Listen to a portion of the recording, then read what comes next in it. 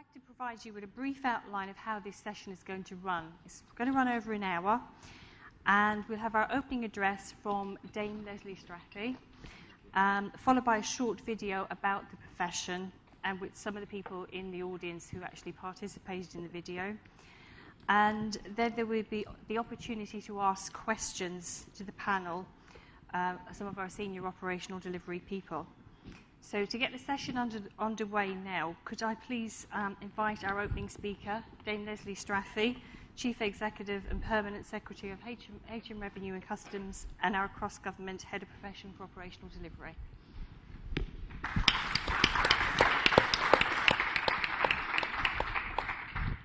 Thank you very much. That's quite a mouthful, isn't it, all those titles? But we all wear many different hats, don't we, when we come to work each day. And I've just spent this morning with all of the senior civil service in Her Majesty's Revenue and Customs, having what is our first senior civil service event and looking at how we take HMRC forward over the next few years in the present environment.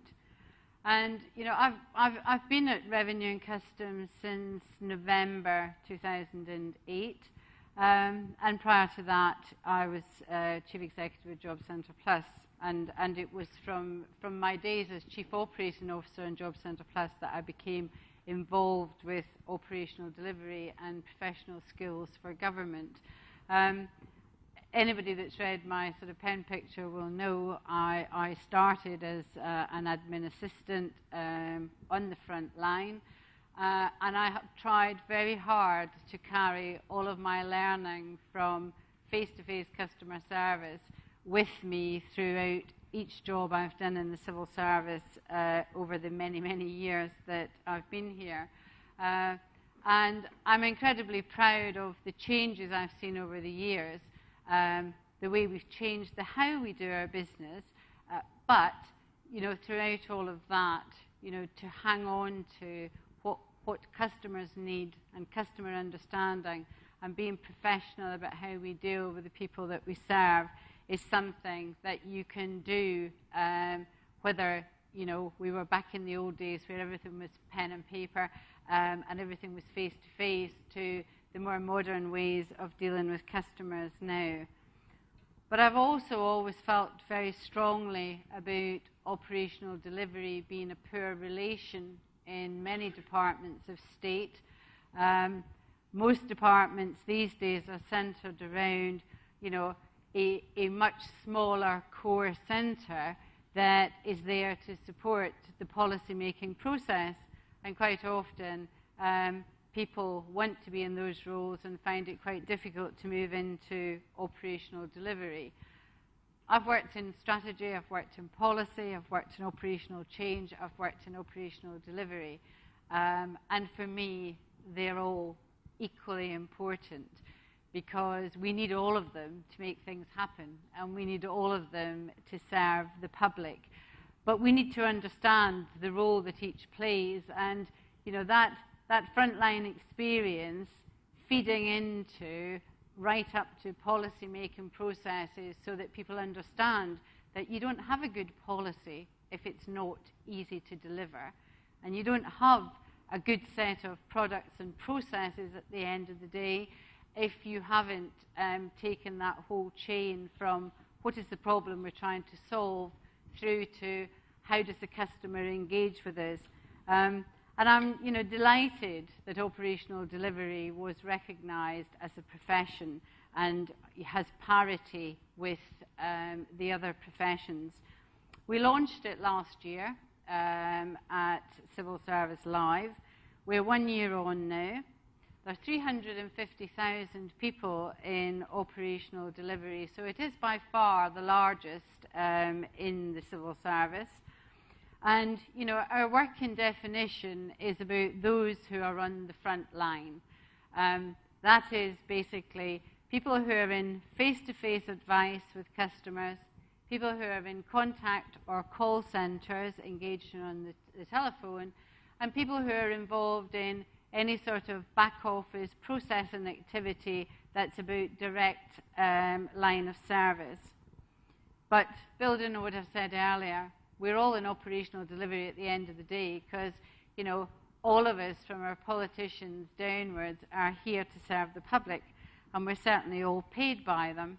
And as the revenues tax collector, I know just how much money we need to collect just to support the business of government and public sector delivery. So that doesn't mean that I don't recognise there are people working through the many, many disciplines in Whitehall that you would say were in operational delivery type roles. But most of those people are scooped up in the other professions and other job families, and we wanted to focus on those people in the roles that I've spoken about and their managers as being our operational delivery profession. We're also a profession that's very challenged because most people in operational delivery do not live in the Great Whitehall Village, and they don't work in the Great Whitehall Village. We are dispersed throughout Great Britain, and in my case, throughout the United Kingdom, because tax is UK.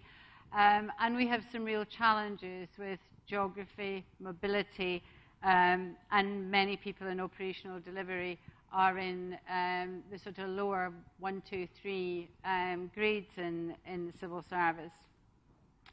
So the issues confronting us now, 1 year on, just makes me feel more encouraged that we started when we did.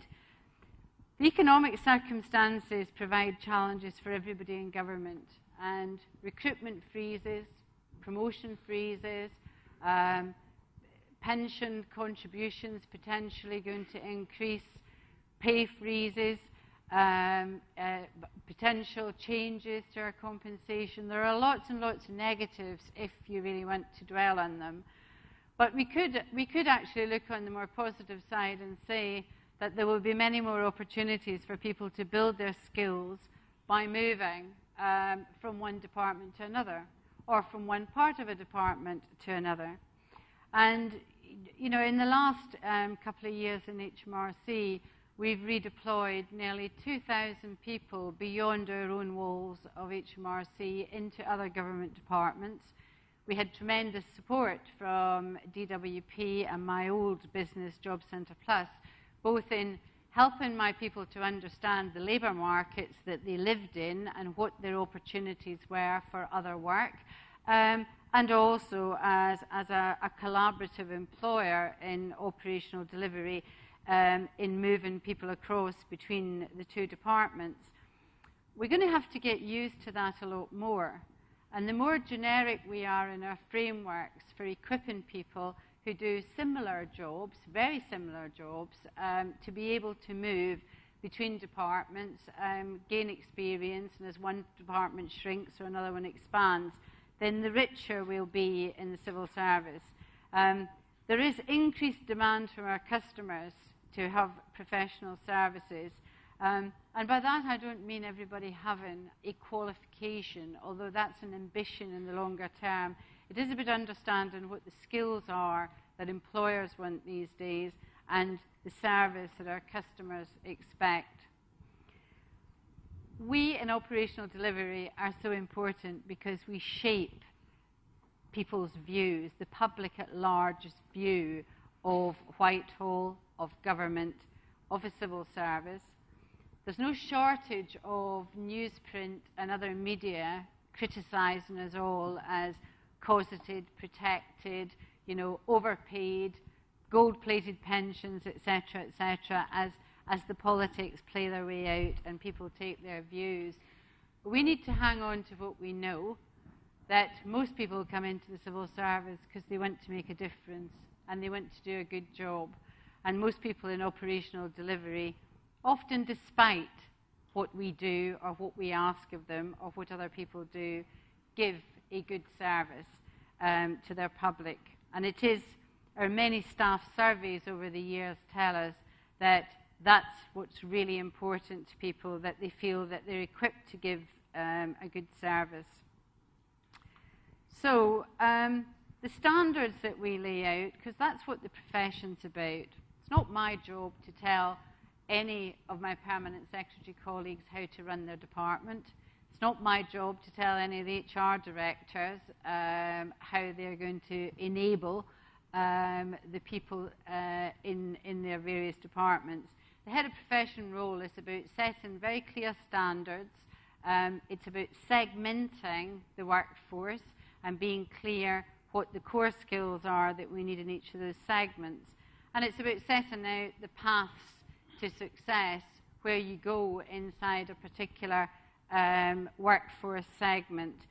And it is about making sure that everybody knows the value in financial terms, not just how our customers feel about us, but the cost of rework further down the line if we don't get our service delivery right, and the cost of rework if our policy by the time it gets to the front line is just not workable, because at that point, those of you who are in the front line just have to make your own choices and decisions, and then people wonder why things weren't a success.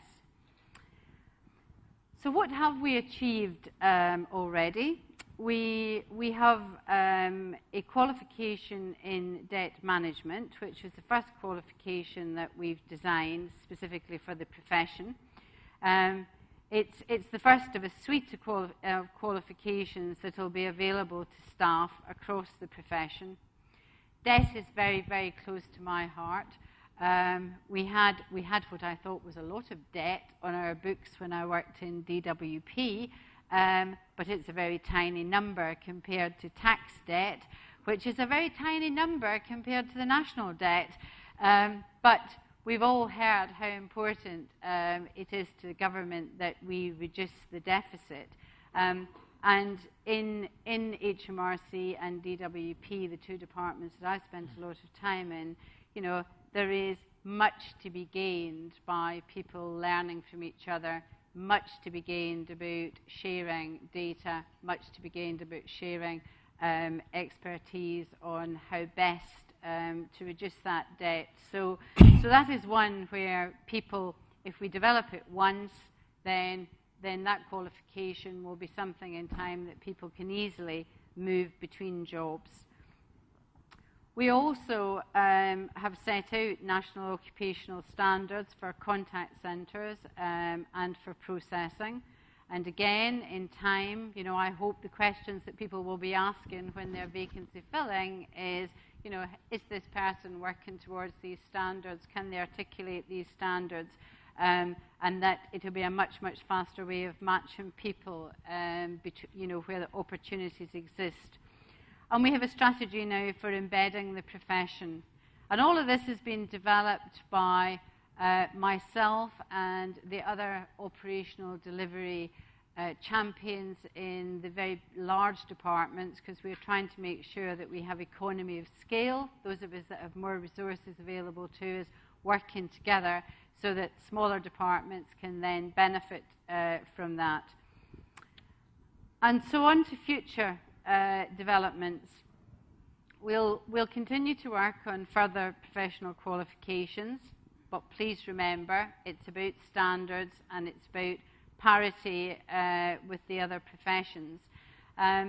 We will have a single competency framework, and we will absolutely need all departments to play into the creation of that. We will have an induction package for everyone coming into operational delivery, because again, one of the things that I've found over the years is just how difficult it can be for someone to move into operational delivery, and equally difficult sometimes for people who've been in operational delivery at several layers in an organisation to finally kind of move into another role, whether it's a support enabling function or policy. But we can actually help with all of that process and help lay out the career path framework and learning objectives and products to support. Now, this will not all be new work. This is work that we are developing on the back of lots of good work that's been going on in many, many departments. Your role and the support that we're asking for is that you will play a full part in the consultation and the collaboration in helping to shape the future. Operational delivery is just us. It's all of us that are in that family, regardless of what level we operate at. It's some bricks and mortar, and it's some kit and some products and processes. But at the end of the day, if we just stop and think that we have customers, and we send those customers on a journey, sometimes to ensure that they comply with the responsibilities that government has put upon them.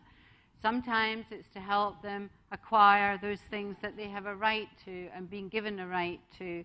But they are all customer journeys. They're all human beings.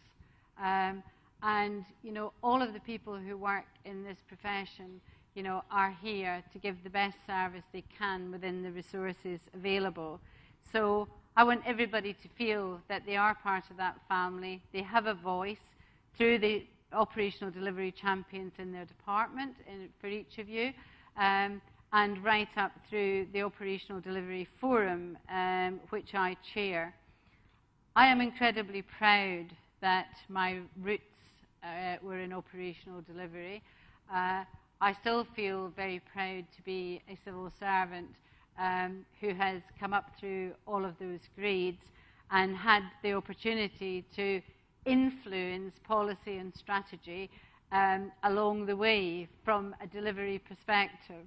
Not everybody has the same CV, but I have also had huge joy in helping people move between professions and helping people perhaps who've, a lot of people I know who've come in as fast streamers, straight into Whitehall, straight into private office, into policy, and then make the move by bringing them through what I call operational policy, the bit where we do change, which connects the policy and both political and official with those who deliver, trying to make sure it all works. And it has been great to see so many people come out to operational delivery for a spell and take that back in and be better policy makers. So wherever you are on that spectrum, I would ask you to play your part in shaping our future. It is about collaboration. This is never going to be about me or the people who work closely with me telling you that this is how it has to be done. It's our profession, and you have that opportunity. And it is for us to support our people who work for us to give the best they can in what is, going to be a pretty tough environment for the years to come. I'm going to ask Bernadette Kenny, who's my Director General for Personal Tax, but is the Operational Delivery Lead for HMRC, to come up and say a few words and to introduce a short film for the operational delivery profession 1 year on. Thank you very much. Thank you.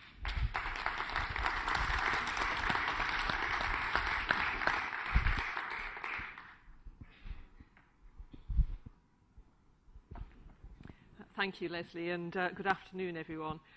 Leslie, just a few minutes ago, said not everyone has the same CV, and absolutely that is the case. I started life in the civil service as a professional quite a number of years ago, but as a professional lawyer rather than in the profession I now am in operational delivery.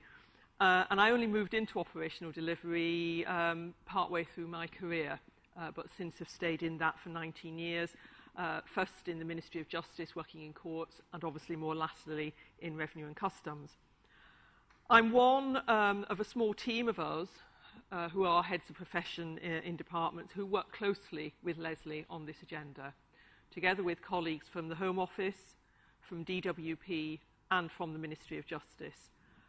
We are the departments with the biggest number, the largest number of operational delivery staff.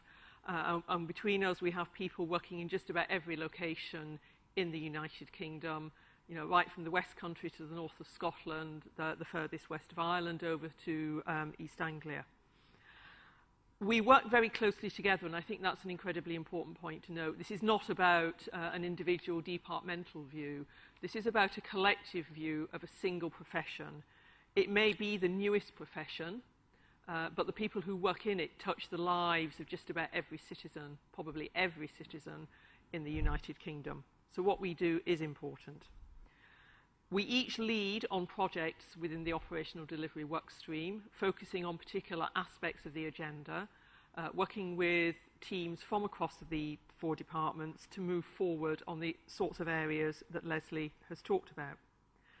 I think above all, for all of us though, it's about building that single community of people who have a common interest, who should have common standards, who should have common ambitions and aspirations for what they do. And the short video that we're about to see is one of the ways in which we want people to have those ambitions and those aspirations. And as always, it starts with knowledge and understanding of what this profession is about and the sorts of people who work within it.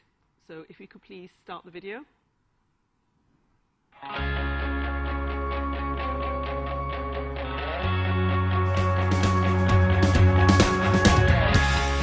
Operational delivery people are really skilled. We make lives better for our millions of customers who depend on us. I do believe that we make a difference. We're working together to make the customer experience better. We've got a long way to go, but it's been a really important first step. This is going to open up, we hope, new career paths. We believe in the work that we do.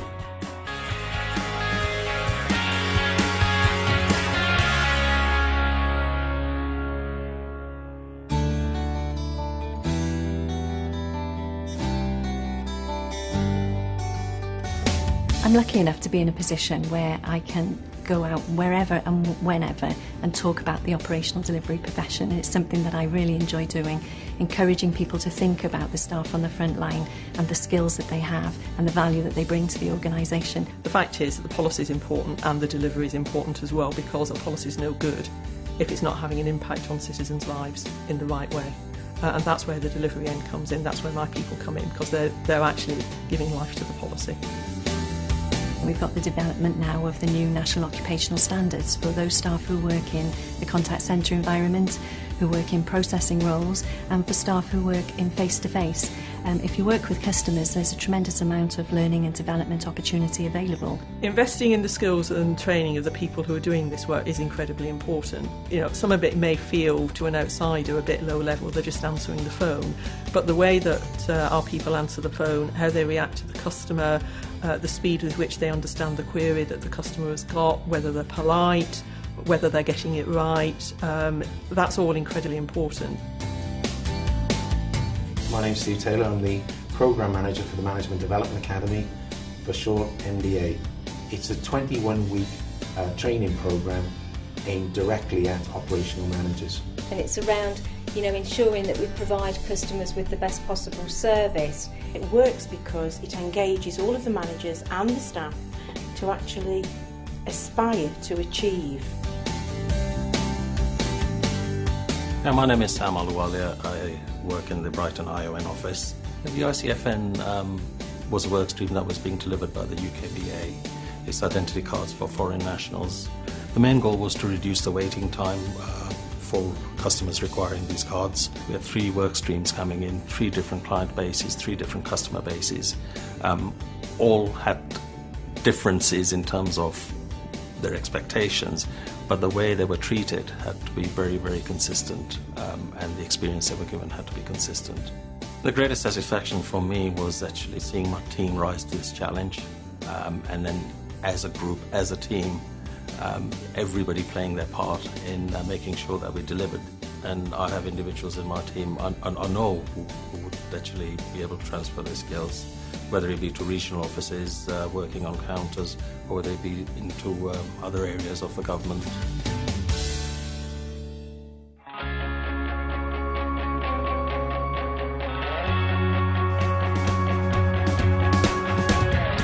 The more we can help our people and help them get qualifications, the better able they will be to move around to different departments or outside the civil service. So, there's a good deal for us as they improve themselves while they're working for us, and hopefully a good deal for them in terms of what they can then tell a future employer about their level of qualifications and ability and experience.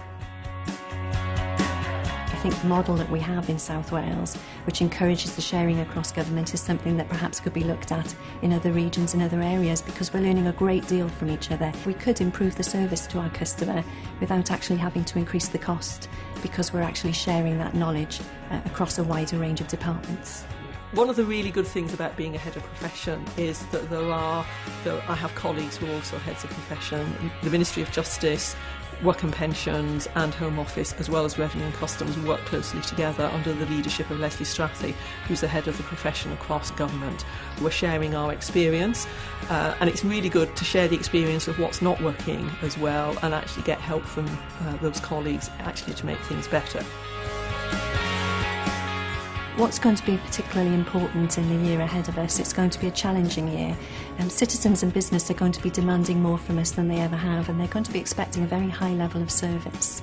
It's going to be crucial that staff understand that, and the people on the front line will need to be given the support to be able to do their job and to do it well in what will be difficult circumstances. What we need is for all customers to feel valued as they come in and actually go away feeling that they've had a value-added experience coming to our office. Giving people the confidence and the certainty that will come with the qualification and the nature of the qualification that they can get will make them more confident and capable of dealing with customers, which means that the customer experience will be better. And that's got to be what it's all about.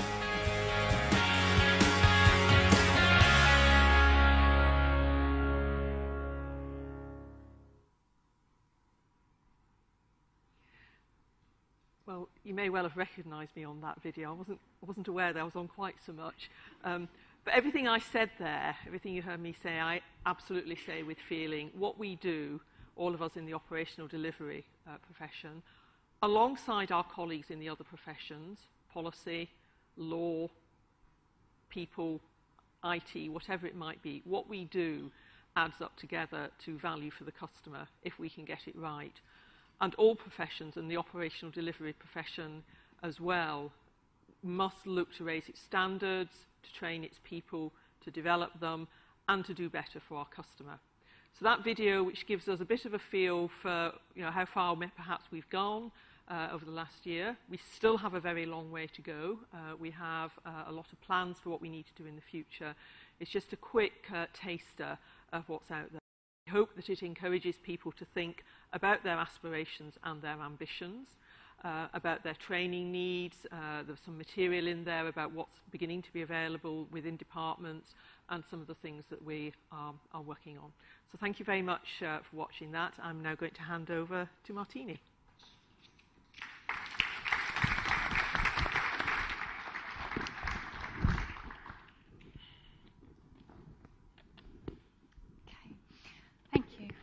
I'd like to introduce you to the rest of the Q&A panel. We have Graham Roberts, Director of the Interview Office Network Operations from the Identity and Passport Service. Graham, do you want to? Thank you. And we've got Barry Cox, the Senior Operational Delivery Leader, Pensions, Disability and Carer Service. Okay. This is your opportunity to ask questions of our panel and on anything that you've seen today, or anything else about the profession. So there's roving mics in the audience, and if you want to put your hand up, we've got one over here and one at the back there. So if you want to put your hand up if you want to ask a question, please.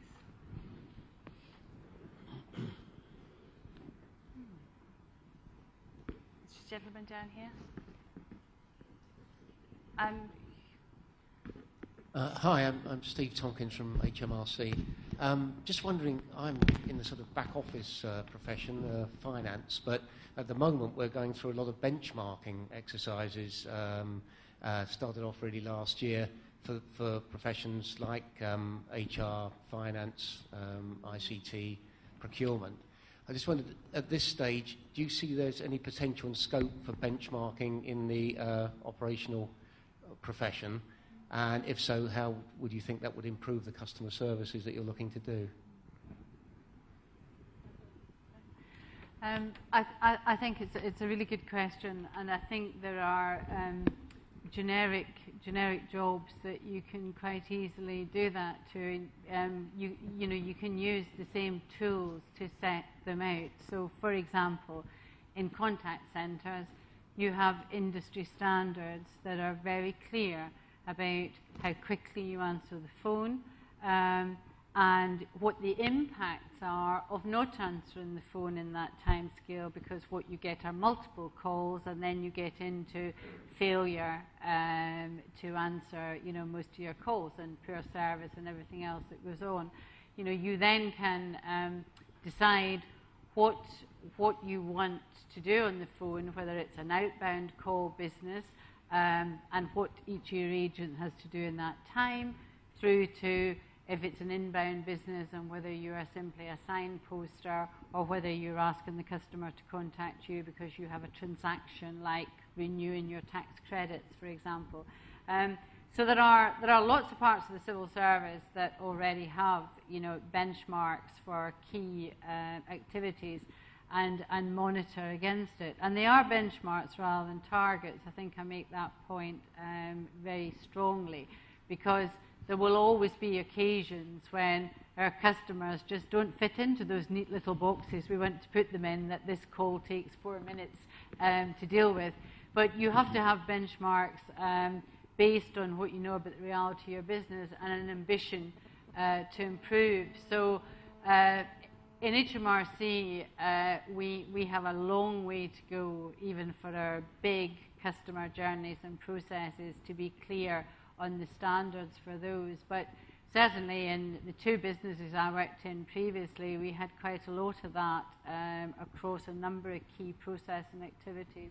You might want to say something on that, Barry? Yeah, fine. Thanks very much, Leslie. I think it's important that we do actually understand what we're trying to do and have a way of measuring that and supporting our people in doing that. Because one of the things we're talking about as head of profession is not just understanding the benchmark, the standards and the values that we want to apply. It helps us actually understand, and particularly in the current climate, the cost of the way in which we deliver our services as well. And I think that's one of the other things we're looking at in all of the head of profession, and certainly in the department where I'm based, which is currently DWP. We are looking about how we can actually serve our customers in a very professional way, but at a cost that is affordable. And I just think we just need to think about that going forward as well, because we are focusing on being the best that we can be. And I think the professional standards, the head of profession in the way that we're driving forward, is even more important in the current climate than it was previously when we launched this.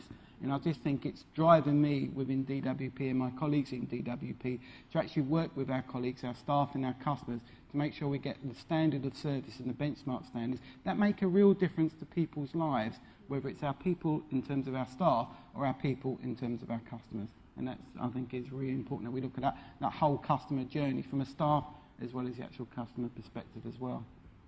Thank you. Any other questions? Gentleman up at the back here.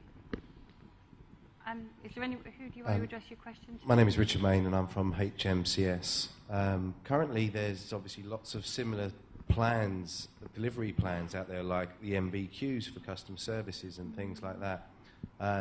Now, we're obviously taking them on board at the moment, but what kind of benefits, or what's the difference between an MVQ in customer service and what we're trying to produce here? I think NVQ is one accreditation, and there are many examining bodies that you can turn to.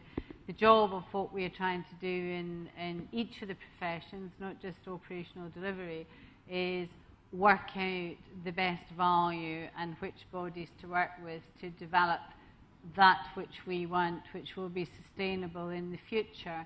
I mean, NVQs and SVQs in Scotland have been around for a number of years, and they have changed quite a lot over the years, but they are just one body for this. And each of these are in modules and units towards delivery. So lots of parts of the civil service have got NVQs or SVQs on particular issues like counselling, advisory services, customer service.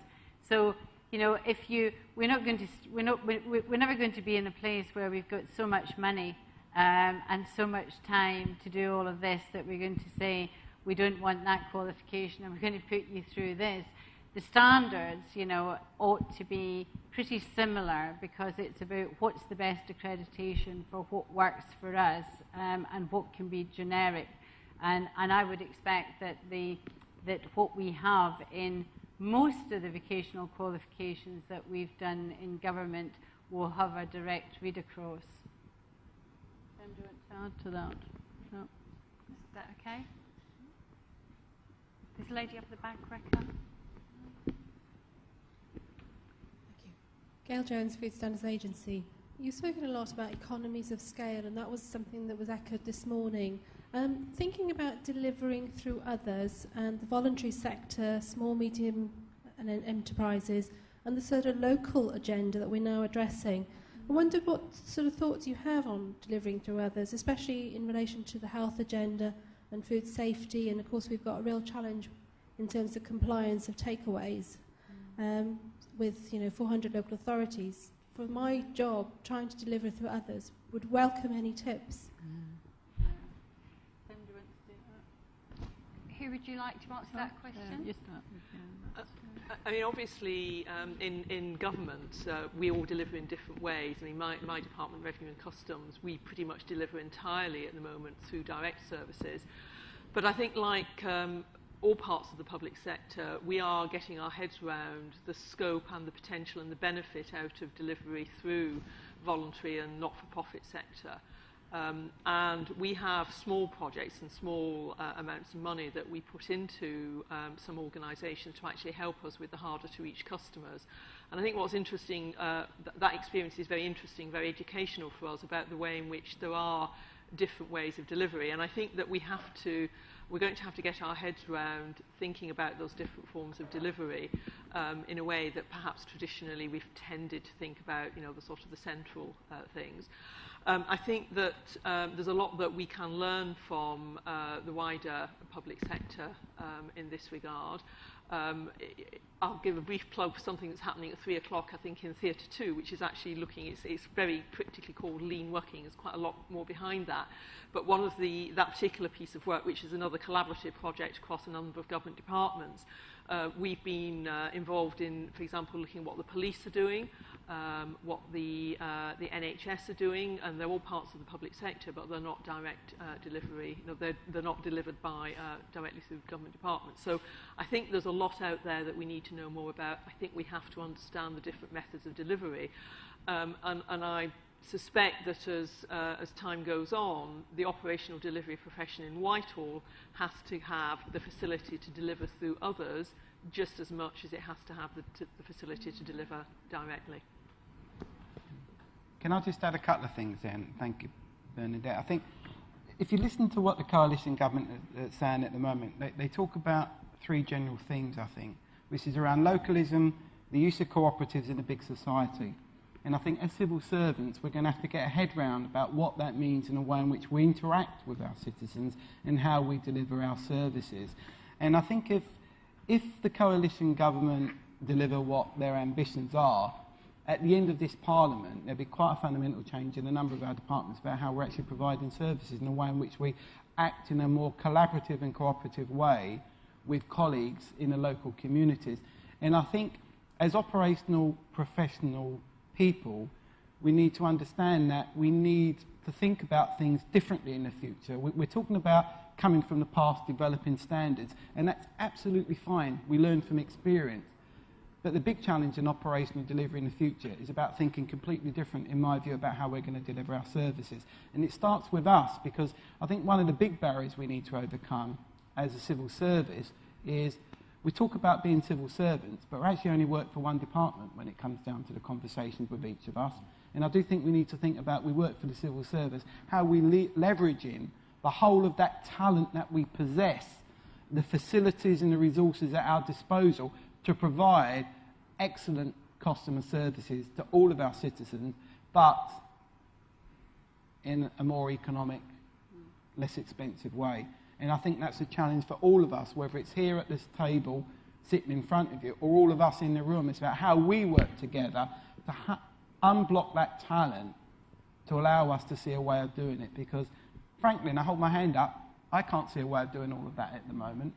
I need you to help me see that. And I think that's important. And I do think that's a challenge all of us have got to have in the future. We need to think differently about how we're providing our services, and that will affect all of us in this room. And for me, that is the best way of protecting our future professionalism and secure employment for everyone in this room.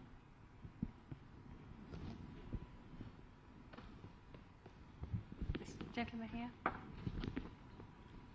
Thank you. Ken Waite from HMRC. In the leaflet we were given when we came in, it talks about developing a cross-government community. I just wondered if there's any work been done outside of government. Obviously, contact centres and the like are run by banks and all the big institutions. Not only what work are we doing with them, but how do they recognise us for what we're doing or what you're doing in the civil service? It's a very good question, and one of the things that I would say that I was most proud of in my previous business in Job Centre Plus was when the best of the private sector came to look at my contact centre and to see what they could learn. And that was because it was the first ever entire virtual contact centre across the length and breadth of the organisation that got global accreditation by the contact centre industry. Now, it got that through a journey and by learning from as much of similar type businesses that had got things wrong as well as got them right. And we certainly didn't get everything right, and if I had my life to live over again, I would do some things differently. But we actually looked for similar businesses. So we looked at a lot of the retail banks and how they had done their modernisation, and we learned where the banks, as they started to put things on telephone and electronic channels, went a bit too far in some cases and lost their customers, and many of them then brought things back in. So I think there are external organisations that accredit most of the generic type work that we do that you can turn to for standards in the first instance. Then it's about finding what are the most related worlds to that which you operate. And I'm very happy that in HMRC we have gone out to both public and private sector to look at how people have made changes. One of them most recently I would use is E.ON as an example of both how they improved their contact centres, how they improved their customer service, but actually how they improved their employee engagement and over what period, because they managed to solve a lot of those problems. But I think I would say from the organisations I worked in before I went to HMRC, I found it very strange that we look right across the world at tax authorities. We look for best practice, but we aren't nearly so good in the past of looking just around us in Whitehall and that family and beyond, because although we are the only tax authority in this country, an awful lot of what we do is kind of fairly generic and would be done anywhere. And I think a large part of this has to be about movement of staff as well. Good staff moving from the private to the public sector and back again. Because actually when you do that, and I've done that, you realise that actually the businesses are very identical. How you run a call centre in tax or in DWP is exactly the same as how I used to run call centres in finance and how I used to run operations and processing centres. The products might be slightly different, the economic model is slightly different, but there's so much to learn, and particularly in the current environment, whilst I wouldn't launch a recruitment drive, anybody who's thinking about moving between sectors, I would really encourage it, because you learn so much and you can take so much from one sector and one part of the world to another, and of course then move back again in a few years' time and take the knowledge across. Just building on that for a moment, in the agency, the Pensions Disability Carer Service, where I'm based at the moment, we've actually entered into a strategic alliance with a private sector contact centre called Ventura. Now, why have we done that? Because we realise they've got a lot to offer us, and they realise we've got a lot to offer them. And it's a way about working collaboratively and picking up the good things and sharing them quickly and widely. And I think that's the other thing that we as a profession need to think about. We're full of lots of good ideas. What are the best ones, and how do we translate those into things quickly and with pace that have a real return? Because I think that's one of the other challenges we're all going to have to face up to. We're very good at doing things, we just need to get even better and quicker. And being a head of profession, as Leslie is, she's able to look across the whole of government and make sure we're working collaboratively, focus on the really big ticket items that give us the sort of return that we're looking for, and that's crucial. And speed trumps accuracy every time. That's what Francis Mode, the Minister for the Civil Service and Cabinet Office Minister, said to us yesterday. Lots of the things that we're going to do at pace will not be perfect. You know, they'll be approximately right as opposed to precisely wrong, but we'll do them at speed because we don't actually have time on our side now. There's a gentleman up there. Yes, hi. Richard Beale, HMRC and... Sorry, where am I looking? I can't... Sorry. Gentleman up the back. Oh, hi. And Civil Service East of England.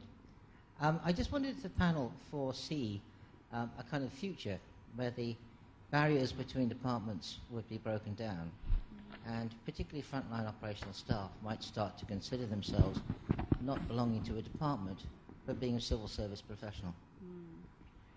Well, you know, I'm old enough to have joined when we had a civil service department, and we all joined the civil service, and we all had the same terms and conditions. I'm smiling at Barry because maybe he did too.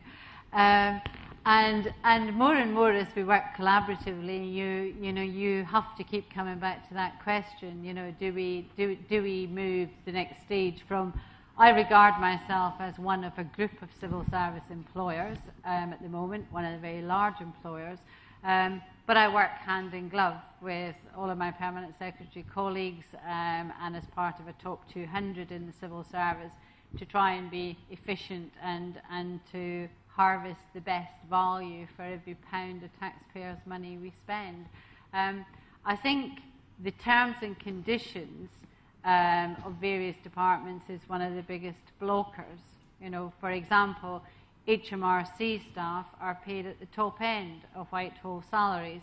That makes it quite difficult when people are moving, but not insurmountable, because we have actually moved lots of people where they've been able to move on their existing salaries, and we've been able to close that gap, and eventually they've, you know, quickly moved onwards and upwards in other jobs. But I would welcome the day, it's a very personal view, I'm not speaking for Sir Gus O'Donnell, I'm not speaking for the Prime Minister, but I would welcome the day that we came out the other end of this period of austerity, this period of freezing, where we had taken the opportunity to try and bring ourselves much, much more together and remove those barriers so that people could move more easily.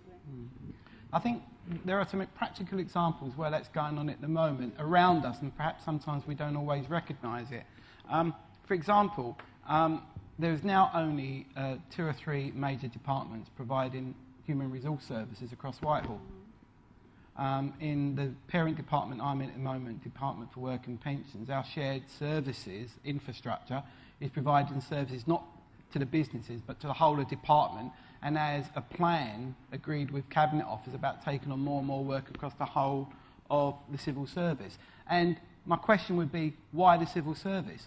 When we talk about the public service, the public service is just not civil servants in this room, it's public service. And I think we need to think differently about how we're providing our services. Now, I have to be blunt about it. My experience tells me I don't care if I've got a badge, and I've got about 15 badges in my drawer back in my office from where I started from. All I know is I've learnt from each of the organisations and the people I work from. I've tried to take that with me, and I've learned it would have been so much better if we joined up some of these services more collaboratively and thought outside of the box called a department. And I think that's going to be one of the biggest challenges facing us all, that we're going to be providing services, but possibly differently and not linked to a department with a single coloured badge on, which is what we're used to.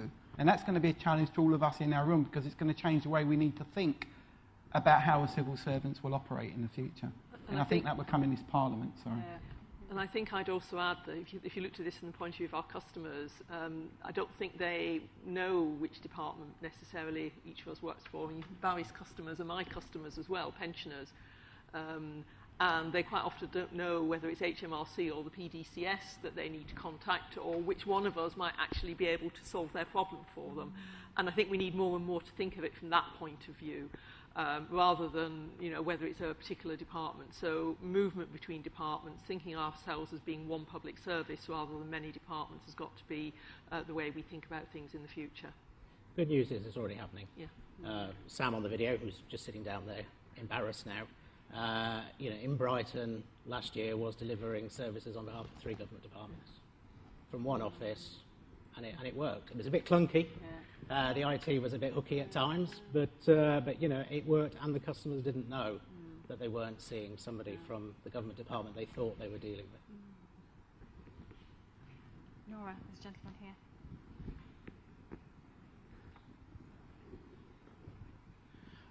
Bakar Khan, HMRC. You were talking about operational delivery. Would the profession recognise continuous professional development accreditation, CPD? Well, I support in principle that every one of us should be trying to improve every day. I think we all should be on a journey of continuous improvement, because the demand for the standard of service increases every day. So none of us have ever got there. It's a journey, not a destination. But when people ask me that question, it's usually linked to resources. And it's usually linked to people wanting to continue their own personal professional development. And certainly I can say in HMRC, we had to make some very hard choices as we developed our people strategy about, those people that we would grow our own and develop and pay for, those people that we would source from the market when we needed those skills, and those other people where we say, well, if we give you a job and we give you the opportunity to develop those competencies, you're going to have to pay for your own professional qualifications. And that's just the stark reality of making choices between how we spend our money on core learning, so that people can do the jobs without the amount of stress that we all feel when we're being asked to do things that we're not equipped, and those, sort of nicer to do things. All right, there's another lady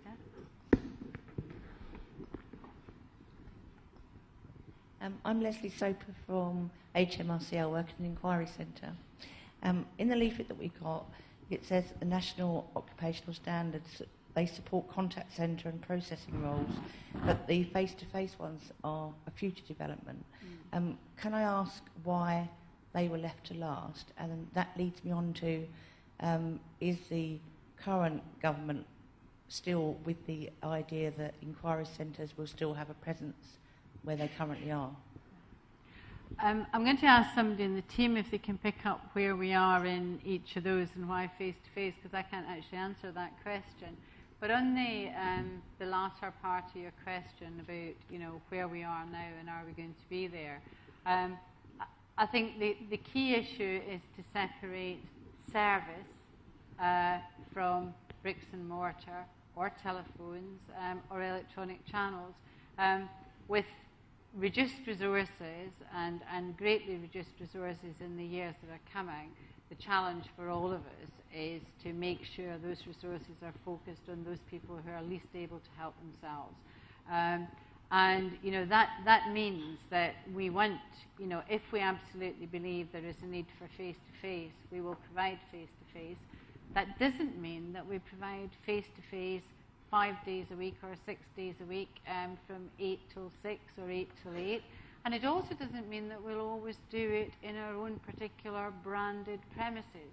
We already deliver in many parts of government. We deliver through outreach, through buses, local libraries, local town halls, schools. There are lots of ways that we can do it. So I think, I don't have a plan to close any inquiry centre in HMRC, but I'm realistic that the work we already do with local authorities and DWP in order to help people in and out of work and all their benefits and tax correct, you know, is a model that we want to continue to build on.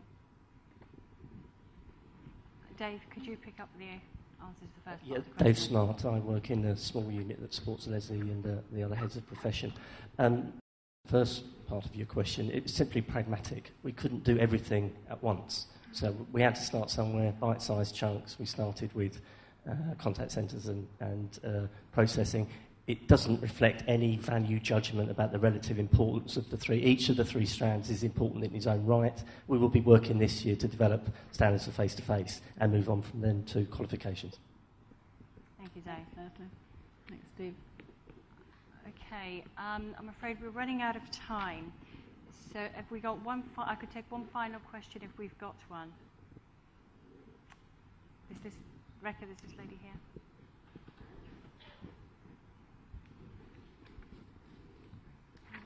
Carol Ball, HMRC.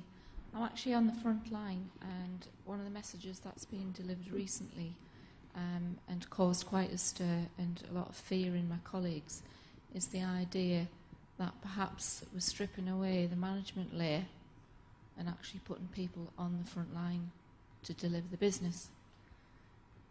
Under the professional operation and delivery, it's actually making them feel that they are going to be de-skilled rather than upskilled, because the suggestion is that a lot of people will be reaching down to a lower grade and operating at a lower level. I just wondered how the panel would respond to that to allay some fears. I can't speak about the specifics that you're referring to, but I can say, you know, generally over the next, 3 years, we will be looking at the whole organisation design in HMRC. We've already started, to develop work for the top 3 layers of the organisation. And one of the things I do know is what we have is not by any means uniform across the department, and it is much more accident to history and other changes. And in some cases, and I don't use the word grade here, I'm using layers. In some cases, there are 12 layers between a member of my staff and me, which is just nonsense in the 21st century in trying to run a modern business. And when people say, "What are you going to do about this, Leslie?" I think, through those 12 layers and 80,000 people, what are we all going to do? So we have not designed, right down through those layers, but over the years there will be fewer. That doesn't necessarily mean there'll be fewer grades, but I hope it does, because we in HMRC use every single civil service grade there is, including the one that nobody else uses, at SCS 1A. And what we want to do is shape the organisation for the challenges for the future. And we are involving and will involve our workforce in arriving at the detailed design. It will be done with the workforce and not to the workforce. There are going to be a lot fewer of us by 2015, that's a given, but people leave organisations all the time, and we'll take the opportunity to design the future and then work out how we get there over a period of time. And yes, where jobs have disappeared, and let's face it, about 20,000 of them have disappeared already in HMRC, but where more disappear, we do have to consider where there is a reasonable offer of other work and there's work to be done, and people have restrictions around their mobility and we can't redeploy them, then we will offer work at a lower level. That's just a standard redundancy avoidance practice. It might be newish in HMRC, but it's not new. And it will be about having a conversation with everybody that finds themselves in a position about how mobile they are and what offers there are. First of all, in the line of business you're in, then right across the department, and then right across Whitehall, because the whole of Whitehall is going to be in a recruitment freeze as well, and that's a real opportunity for us to help people move. Okay, thank you. I'm afraid we're now out of time, but if you have any more questions or any comments on the session, There are a number of people in the audience that you can hand those questions to or speak to. So if Rekha, Steve, Joe, Grant and Susie, if you could just make yourselves known to the audience, please. And if you pass any questions to them, we'll certainly get answers to you. Now, I'd like to please invite Leslie back to the podium to give a closing address. Thank you.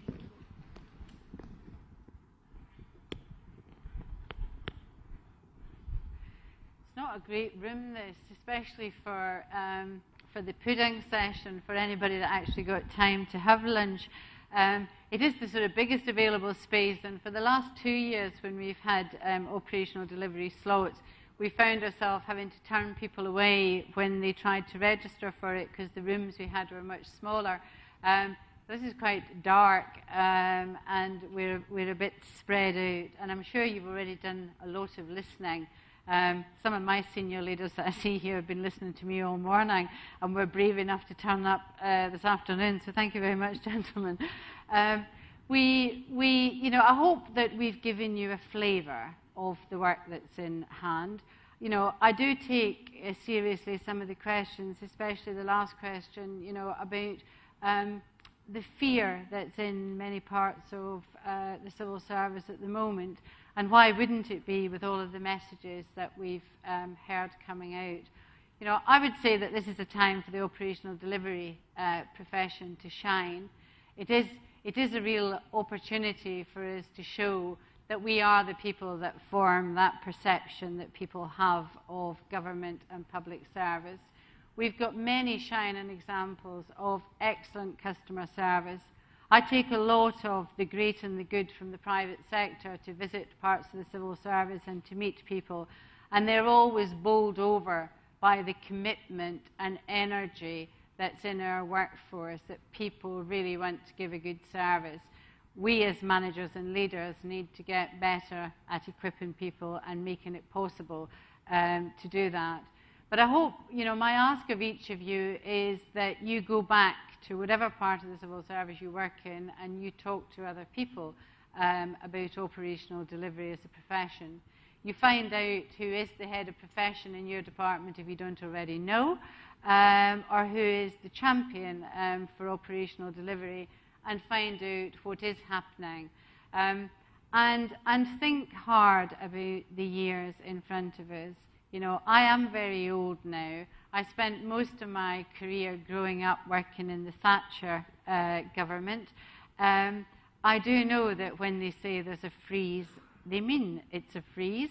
And I do know that I spent 3 years as a district manager out in North Essex, where I never recruited a single person, and I couldn't promote a single person, and I had to take the good people who worked for me in Harwich and make them move each day because they could travel daily to Colchester, and those who were in Colchester had to go to Braintree, and those in Braintree went to Whittam till eventually at the end of my patch was Chelmsford in mid-Essex, and those staff in Chelmsford had to go to London to work in the London offices. So, it's not a place we haven't been before, where if we want to be in it for the long term and we want to stay as part of the civil service and all we're proud of, that we are going to have to, think a bit differently about our careers. I certainly, feel like Barry. I've had so many opportunities in different agencies and departments and different formations and gained lots of skill.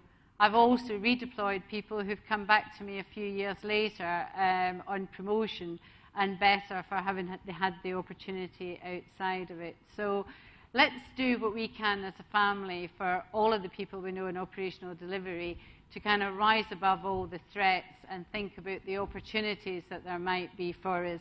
Because at the end of that 3 years, we then had a change of policy and I had to recruit 9,000 executive officers. So the world, will change again. We just need to look on the best possible side, and that means looking well beyond the unit of delivery that you work in and well beyond the walls of your own department. So thank you for the service that you give every day right now, and thank you for being here today to listen. My thanks to the panel and to the team who have done all the work behind all of this. Thank you.